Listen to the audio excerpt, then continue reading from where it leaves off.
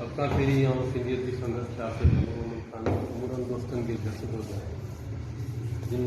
रुगो सिंधी ॿोली जे जेको वृक्ष आहे आउं सम्झां थो जेको आख़िरी दम ताईं सिंधियत जी संगत सां पलाड़ी ऐं मोहम्मद दाऊद शाह जी टुकड़ा उनखे यादि करण जे लाइ उनजी यादि में जेको विरासो नज़र कयो आहे सिंधियत जी संगत यकीनन जसिल तोड़े जो साईं ताज टिकड़ाई शाइरी जे हवाले सां मुंहिंजो तमामु घणो नालो कढियो शाइरी जे हुन रवायती रंग मां हथु कोन कयो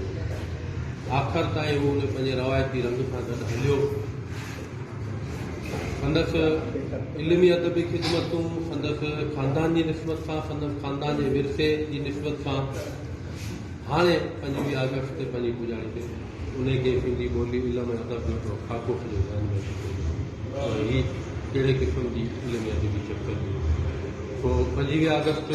2022 यकीनन रुगो असांजे लाइ सिंधी ॿोली इल्म अदब जे लाइ वॾो